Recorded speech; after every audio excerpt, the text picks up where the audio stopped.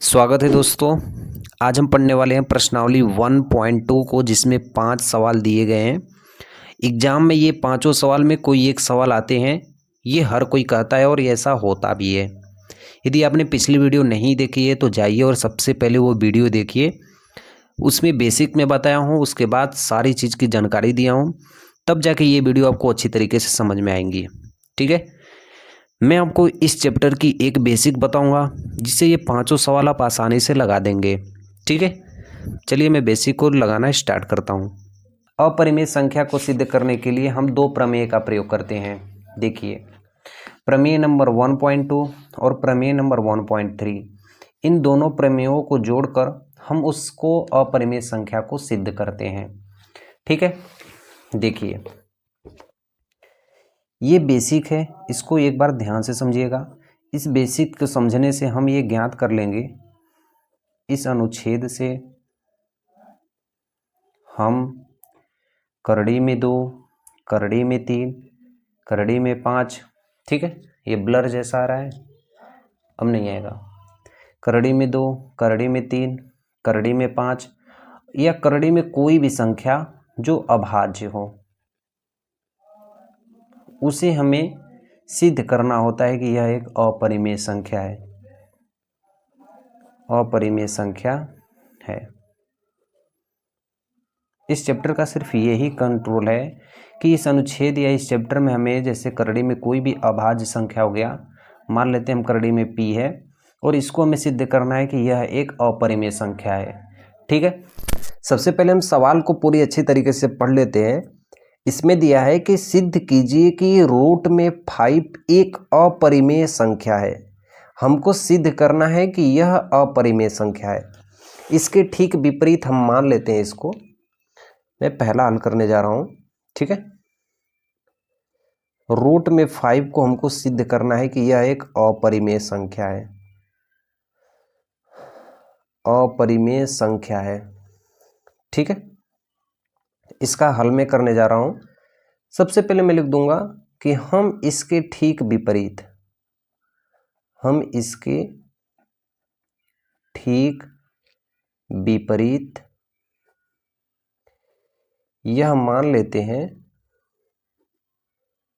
यह मान लेते हैं कि रूट में 5 एक परिमेय संख्या है।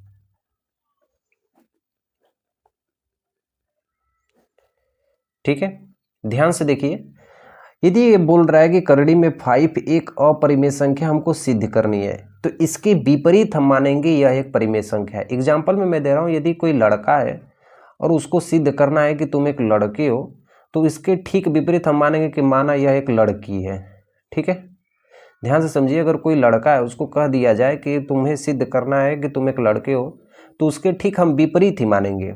उसी तरह हमको क्वेश्चन में करा है कि करड़ी में 5 एक अपरिमेय संख्या है, तो इसके ठीक विपरीत हम मानेंगे कि करड़ी में 5 एक परिमेय संख्या है।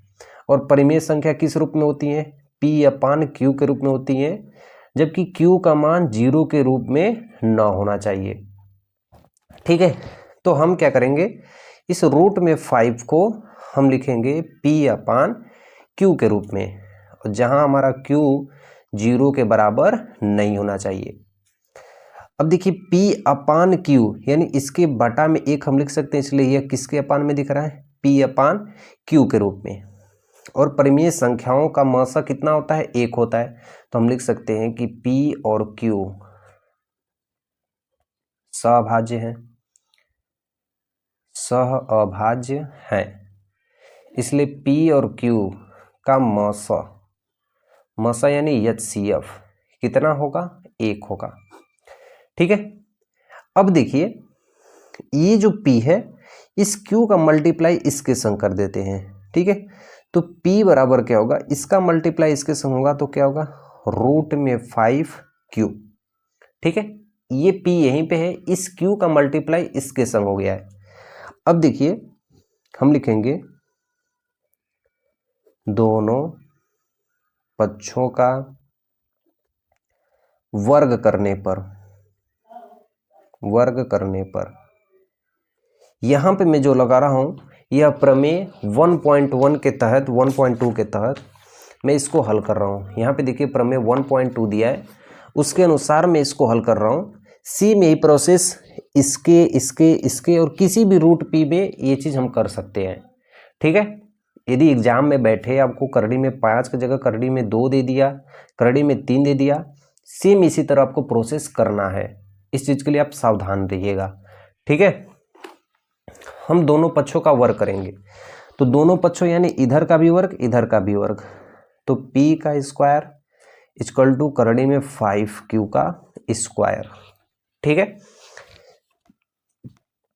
p का स्क्वायर हमारा p स्क्वायर होगा और रूट से स्क्वायर कट जाएगा तो सिर्फ 5 बचेंगे और यहाँ पे क्या होगा q स्क्वायर, ठीक है।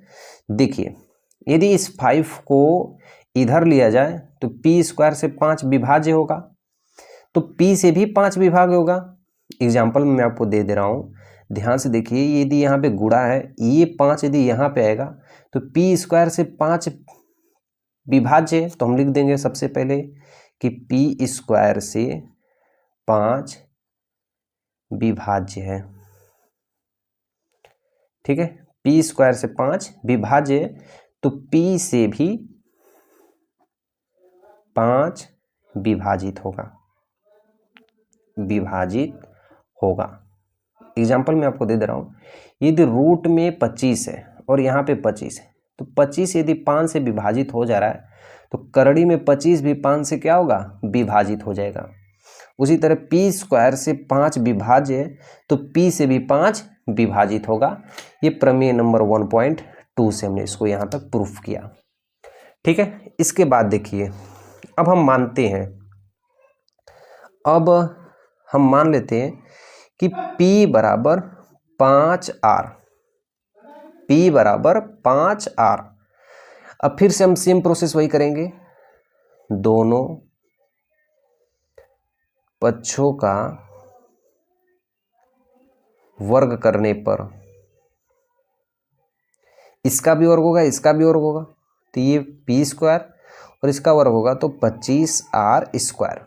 अभी सेम प्रोसेस वही हो रहा है कि p स्क्वायर से ये भी भाग हो जा रहा है, ये भी भाग हो जा रहा है, लेकिन यहाँ पे अभी वैल्यू रखेंगे। ये जो p स्क्वायर की वैल्यू है ना, वो हम यहाँ से रखेंगे। देखिए p स्क्वायर की वैल्यू क्या है 5q स्क्वायर, तो ये वैल्यू हम यहाँ पे रख देते हैं। p स्क्वायर की जगह 5q square equal to 25r square. अब यहाँ पे q स्क्वायर है, 5 यहाँ पे गुना में इधर जाएगा तो भागा में, ठीक है। ये r स्क्वायर कट जाएगा वैल्यू, तो q स्क्वायर का मान कितना आया 5r स्क्वायर। सेम प्रोसेस वही लिखेंगे जो हमने यहाँ पे लिखा था, ठीक है। q स्क्वायर 5 से विभाज्य है,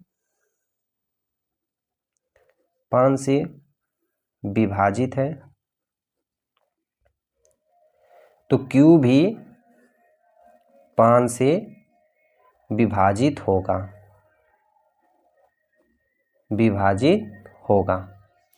ठीक है। अब हम यहाँ पे देखते हैं कि p भी विभाजित हो जा रहा है, q भी 5 से विभाजित हो जा रहा है। दोनों हमें घटनाएं देखने को मिलती है, ध्यान से देखिए। हमें p भी 5 से विभाजित हो जा रहा है, q भी 5 से विभाजित हो रहा है, तो हम यहाँ पे लिखेंगे कि p और q दोनों 5 से विभाजित हैं,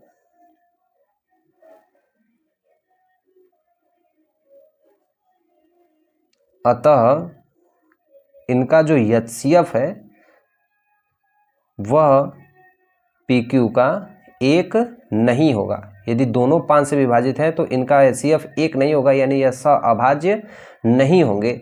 जब सहअभाज्य नहीं होंगे तो हम कह सकते हैं कि यह विरोधाभास उत्पन्न करता है। अतः करड़ी में 5 एक अपरिमेय संख्या है, अपरिमेय संख्या है। एक बार इसको ध्यान से देखिए, मैं आपको एक एक चीज़ अच्छे से समझा दे रहा हूँ। सबसे पहले देखिए कि हमें सिद्ध करना है करड़ी में 5 एक अपरिमेय संख्या है, ठीक है। एग्जाम में ये करड़ी में 5 की जगह 5 की जगह 6 5 की जगह कोई भी अभाज्य संख्या हो सकती है। सबसे पहले इसको आप इसके ठीक विपरीत हम मान लेते हैं कि करड़ी में 5 एक परिमेय संख्या है। और परिमेय संख्या कितने पी अपान क्यू के रूप में होती है और क्यू का मान 0 नहीं होना चाहिए। ठीक है, तो परिमेय संख्याओं का जो सहभाज्य होता है ना वो मौसा उनका 1 होता है, ये हम सब जानते हैं। यहाँ पे देखिए करड़ी में 5 का क्यू से हम गुणा कर दिए हैं और दोनों पक्षों का वर्ग कर दिए तो हमें ऐसा प्रतीत हुआ है कि जो पी स्क्वायर है वह 5 से विभाज्य, क्योंकि 5 जैसे इधर आएगा वो 5 से विभाजित हो जाएगा, उसी तरह पी भी 5 से क्या होगा, विभाजित होगा। यहाँ पे मैंने आपको बताया है। सेम हम मान लेते हैं इसी तरह कि P बराबर 5R, क्यू स्क्वायर का जगह क्या मान लिए R। फिर से हम क्या कर दिए, दोनों पक्षों का वर्ग करने पर, और जैसे हमने दोनों पक्षों का वर्ग किया तो यहाँ पे हमने पी स्क्वायर की वैल्यू रख दी है। ठीक है, वैल्यू रखने के बाद हम देखें कि जो क्यू स्क्वायर है वो भी 5 से विभाजित है, क्यू भी 5 से विभाजित है, तो पी भी विभाजित हो जा रहा है, क्यू भी विभाजित हो जा रहा है। यानी हम कह सकते हैं कि इन दोनों का मौसा जो होगा वह 1 के बराबर नहीं होगा, इन लोग का मौसा 1 नहीं आएगा। यानी मौसा नहीं आएगा तो यानी सहअभाज्य नहीं होंगे, और सहअभाज्य नहीं होंगे तो यानी यह परिमेय संख्या नहीं होगी।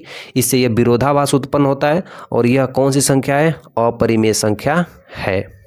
ठीक है, इतना सारा चीज़ आपको एग्जाम में करना है, तभी आपको ये 8 नंबर या 6 नंबर के क्वेश्चन आपको मिलेंगे एग्जाम में। स्क्रीनशॉट ले लीजिए। अब हम चलते हैं इसके दूसरे क्वेश्चन पे। देखिए ये दूसरा क्वेश्चन है कि सिद्ध कीजिए कि 3 + 2 करड़ी में 5 एक अपरिमेय संख्या है। ठीक है, ये हमें सिद्ध करना है 3 + 2 करड़ी में 5। दूसरा सवाल देखिए, दूसरा मैं हल कर रहा हूँ, मैं लिख देता हूँ, इसके विपरीत माना 3 + 2 करड़ी में 5 एक परिमेय संख्या है। ठीक है, हम मान लेते हैं कौन सी संख्या है, एक परिमेय संख्या है। और परिमेय संख्या किस रूप में होती है, परिमेय संख्या सदैव P अपान Q के रूप में होती हैं, जहाँ Q का मान क्या होना चाहिए, 0 नहीं होना चाहिए। और P और Q का जो मौसा होता है, मौसा यानी महत्तम समापवर्तक HCF, वह 1 होता है। ठीक है, हम क्या करेंगे, जो हमें सिद्ध करना है उसे एक तरफ रखेंगे, बाकी ये वैल्यू इधर कर देंगे।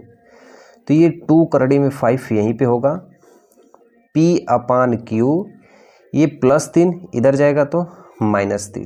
ठीक है, परिमेय संख्या में से परिमेय संख्या घटाया जाता है तो हमें परिमेय संख्याएं प्राप्त होती है।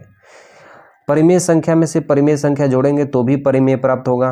परिमेय में परिमेय का गुणा करें या भागा करें या जोड़ें या घटाएं, हमें परिमेय ही प्राप्त होता है। ठीक है, ठीक है, हमें इसको किसी तरह अपरिमेय संख्या सिद्ध करनी है।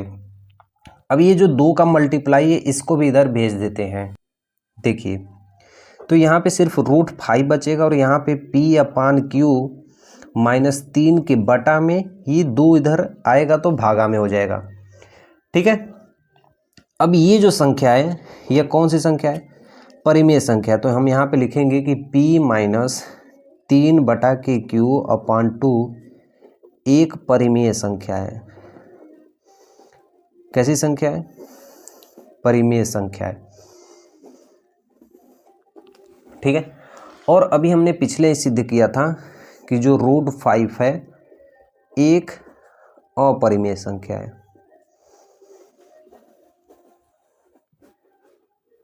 अभी हमने पहले ही सिद्ध किया था इससे पहले कि यह एक अपरिमेय संख्या है, और अपरिमेय के बराबर परिमेय कभी भी नहीं हो सकता है। तो करड़ी में 5 = नॉट P अपान Q -3/2। ठीक है, कि परिमेय संख्या कभी भी अपरिमेय संख्या के बराबर नहीं हो सकते। यह विरोधाभास उत्पन्न करता है, मैं इसको बॉक्स में बना देता हूँ, यह विरोधाभास उत्पन्न करता है, इसलिए यह 3 + 2 करड़ी में 5 एक अपरिमेय संख्या है, अपरिमेय संख्या है। ठीक है, इस तरह से हमारा ये दूसरे वाले क्वेश्चन का राइट सॉल्यूशन हो गया। अब हम चलते हैं नेक्स्ट तीसरा क्वेश्चन।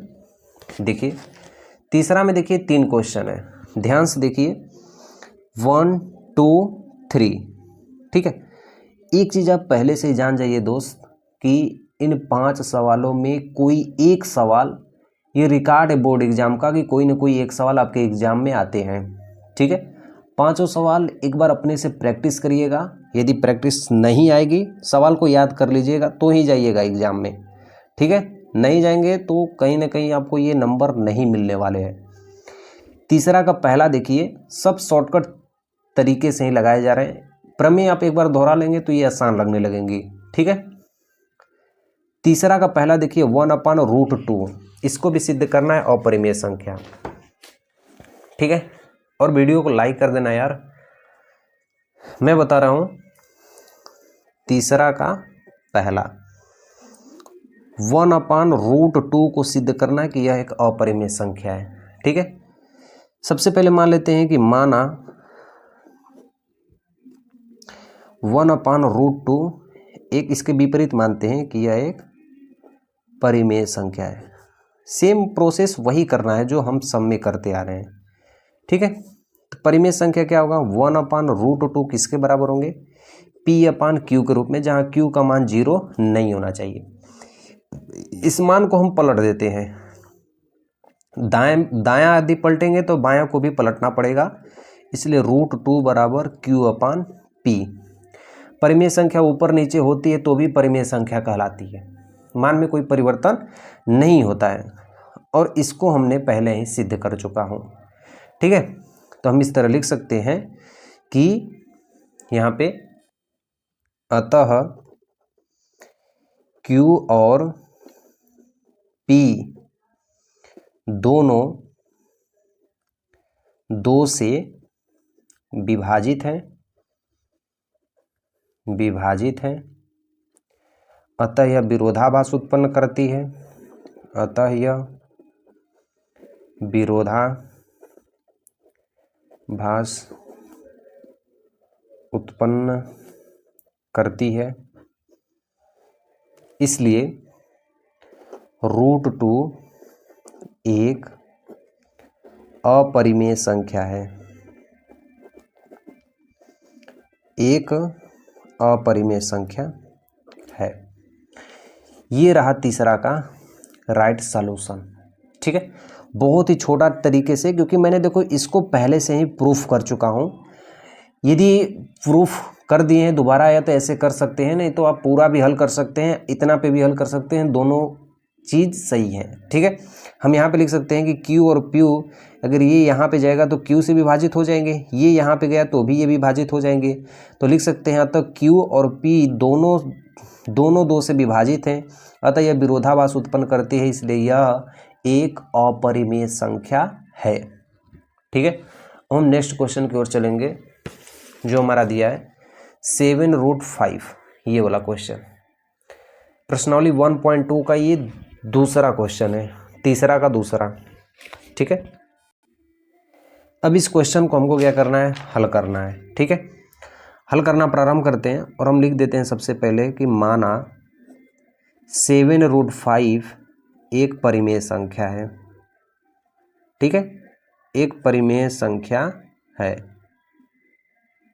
अब तो एकदम आसान लगने होंगे, क्योंकि जब परिमेय संख्या है तो 7√5 बराबर क्या होंगे, P/Q के रूप में होंगे, और Q हमारा 0 के बराबर नहीं होना चाहिए, और जो P और Q का जो मौसा होगा HCF होगा वो कितना होना चाहिए, 1 होना चाहिए। सिंपल सा फंडा है। इतना लिखने के बाद आपको क्या करना है, हमको जो सिद्ध करना है वो करेंगे। ये गुना में है, इधर आएगा तो भागा में, तो 7Q हो जाएगा। परिमेय में यदि परिमेय का गुणा होता है तो भी पूरा क्या कहलाती है, परिमेय। अब इतना जो ये संख्या है ना, ये परिमेय संख्या है। ठीक है, ऐसे में कर दे रहा हूँ, और ये क्या है, अपरिमेय, हमने पहले सिद्ध कर चुका हूँ। तो परिमेय के बराबर अपरिमेय कभी भी जिंदगी में नहीं हो सकता है। ठीक है, तो हम ऐसे कर सकते हैं, लिख देंगे पहले कि P/7Q एक परिमेय संख्या है, ऐसे एक परिमेय संख्या है। ठीक है, और जो रूट में 5 है एक अपरिमेय संख्या है, अपरिमेय संख्या है। ठीक, तो हम इस तरह लिख सकते हैं कि रूट में 5 वो कभी भी बराबर नहीं हो सकते हैं इसके बराबर। एग्जाम्पल मैं आपको दिया हूँ, जैसे कभी एक लड़का एक लड़की के बराबर हो सकता है, नहीं, कुछ इसमें अलग आओगे कुछ इसमें अलग होंगे। उसी तरह ये भी परिमेय और अपरिमेय अलग अलग है, इसलिए हम लिख सकते हैं कि परिमेय और अपरिमेय अलग अलग हैं, इसलिए आपस में बराबर नहीं है या विरोधाभास उत्पन्न करते हैं। यहाँ पे लिख देंगे, सब लिखना पड़ेगा, ठीक है। या विरोधाभास उत्पन्न करते हैं, कुछ बहुत बड़ी चीज़ नहीं है, बस आपको प्रूफ करनी है। विरोधाभास उत्पन्न करते हैं, अतः 7√5 एक अपरिमेय संख्या है। 7√5 एक अपरिमेय संख्या है। सिंपल सा फंडा है, ऐसे ही आप कर सकते हैं। और ये जो लास्ट वाली चीज़ है ना, अब ये तो मैं आपको होमवर्क में दूंगा, और पक्का नहीं पक्का पक्का आपको लगाना है, क्योंकि देखो ये चीज़ और ये चीज़ सेम चीज़ एकदम है, ठीक है, सेम चीज़ है। इसको होमवर्क में लगा के फिर उसके बाद कमेंट, इसी वीडियो के कमेंट में लिख देना, हो गया भैया, ठीक है। मैं जान जाऊँगा कि आपको ये सारी चीज़ें समझ में आ गई हैं। सिर्फ इसको सॉल्व करना है, नहीं बल्कि इसको हमको प्रूफ करना है, ठीक है। प्रमेय पे लगने वाली सवाल है, कोई बहुत बड़ी सवाल नहीं है, ठीक। इसको अच्छे से पढ़िएगा, ये एग्ज़ाम में बहुत ज़रूरी होते हैं। अब हम मिलेंगे अगले चैप्टर के अगले एक्सरसाइज में, ठीक है। चैनल को सब्सक्राइब कर देना। Okay, bye.